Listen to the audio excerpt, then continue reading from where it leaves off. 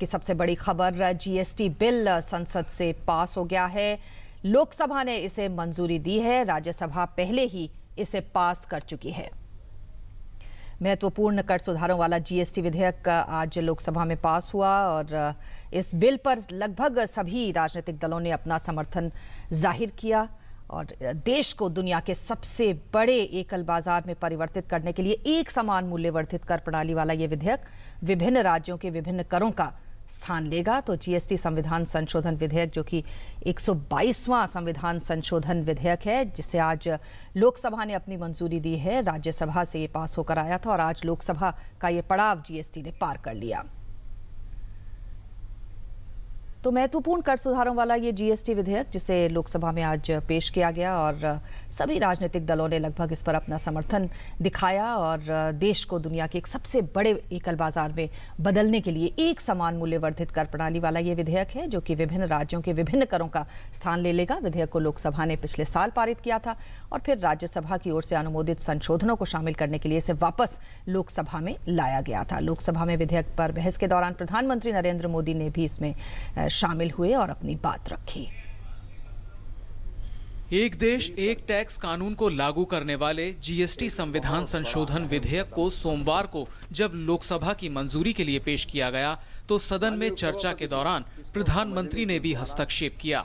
GST को देश के विकास के लिए अहम बताते हुए प्रधानमंत्री ने कहा कि कानून के लागू होने के बाद देश में टैक्स आतंकवाद खत्म होगा। आज 8 अगस्त 75 साल हो रहे हैं।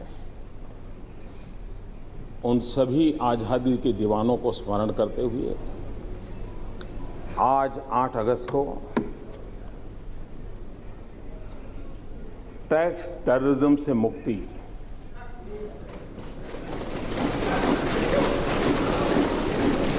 उस दिशा में एक अहम कदम हमारी संसद, दोनों सदन के सभी सांसद मिलकर के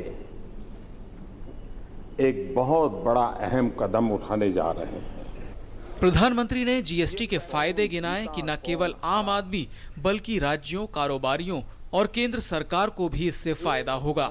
जीएसटी की व्यवस्था के कारण बहुत बड़ी सरलताओं की संभावनाएं हम देख रहे हैं। आज हम जानते हैं हर राज्य में अलग अलग भांति के फॉर्म भरना, ये भरना, इतना बड़ा लंबी प्रोसेस होती है और सरकारी अफसरों का भी उन कागजों को करने में अभी एक यूनिफॉर्मिटी आ जाएगी। इसमें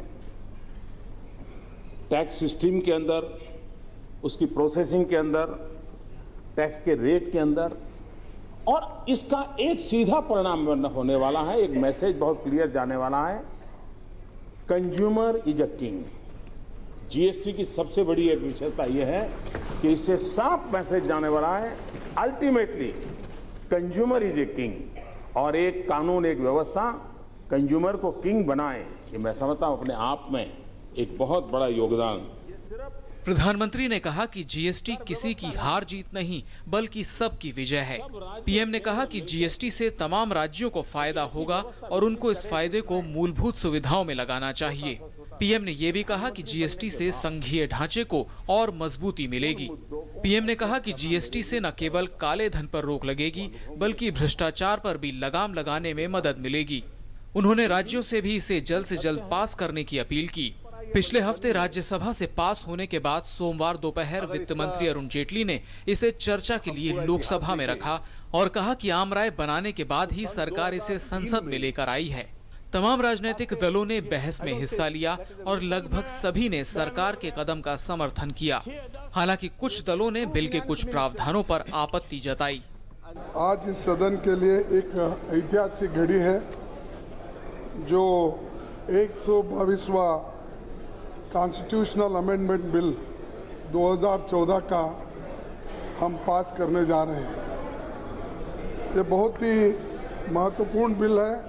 2014 के बिल में सुधार के बाद अब ये थोड़ा बेहतर बन गया है। अभी थोड़ा है इसमें कसूर, लेकिन थोड़ा बेहतर बन गया है। और कांग्रेस पार्टी इसको समर्थन करती है। जहां तक समाजवादी पार्टी का सवाल है, आदरणीय नेताजी बैठे हैं। समाजवादी पार्टी और उत्तर प्रदेश की सरकार जीएसटी बिल का समर्थन करती है। सभापति महोदय, कि आखिर इस बिल जीएसटी बिल को क्या मैकेनिज्म होगा इसके तय करने का? हमारी पार्टी एनसीपी शुरू से, जब से जीएसटी की बात चली है, चाहे वो यूपीए के समय में हो, चाहे वो एनडीए के समय में हो, हमने जीएसटी का हमेशा समर्थन किया है। करीब 5 घंटे चली चर्चा के बाद वित्त मंत्री अरुण जेटली ने विपक्ष के तमाम सवालों का एक एक कर जवाब दिया। वित्त मंत्री ने कहा कि इस विधेयक से राज्य सशक्त बनेंगे और केंद्र के साथ साथ राज्यों के राजस्व में भी वृद्धि होगी। इस टैक्सेशन के पीछे जो रेवेन्यू न्यूट्रल रेट है, उसका सरल अर्थ यह है कि आज केंद्र और राज्य जितना टैक्स इकट्ठा कर रहे हैं, अगर उतने स्तर का टैक्स इकट्ठा करना है तो कितनी परसेंटेज होनी चाहिए टैक्स की, वो रेवेन्यू न्यूट्रल रेट आपको बता देंगे। उन्होंने कहा कि जीएसटी काउंसिल में सभी राज्यों का प्रतिनिधित्व होगा।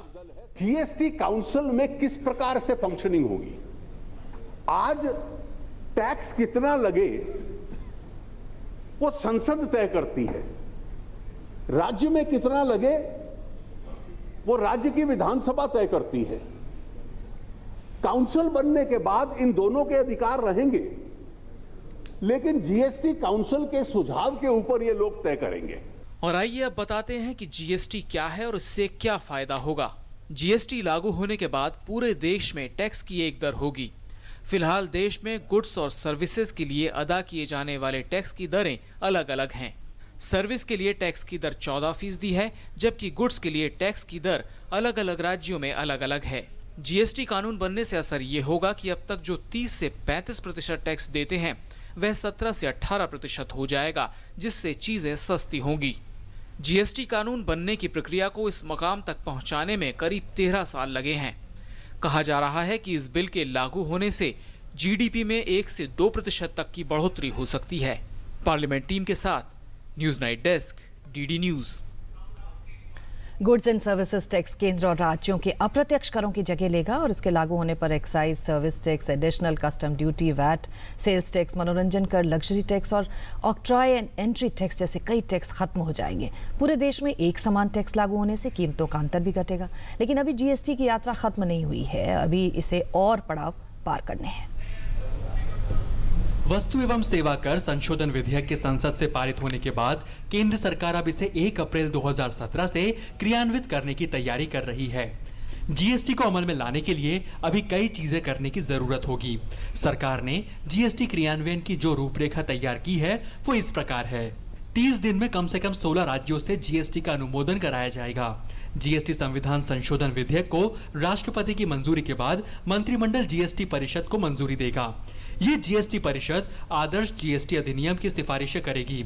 इसके बाद सीजीएसटी यानी केंद्रीय जीएसटी और आईजीएसटी यानी कि समन्वित जीएसटी विधेयक को कैबिनेट की मंजूरी मिलेगी। इसी तरह सभी राज्य एसजीएसटी यानी कि राज्य जीएसटी विधेयकों को मंजूरी देंगे।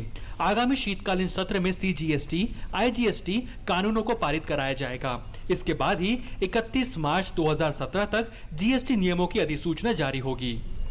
इसके अलावा जीएसटी के लिए सॉफ्टवेयर दिसंबर 2016 तक तैयार होगा। साथ ही जनवरी से मार्च के बीच में जीएसटी सॉफ्टवेयर का परीक्षण और एकीकरण होगा। राज्यों और केंद्र के अधिकारियों का प्रशिक्षण दिसंबर तक पूरा होगा और स्टेक होल्डर्स के साथ विचार विमर्श मार्च 2017 तक पूरा कर लिया जाएगा। ऐसे में अभी इस बिल की शुरुआती बाधा पूरी हुई है और इसे अभी लंबा रास्ता तय करना है। News night desk, DD news.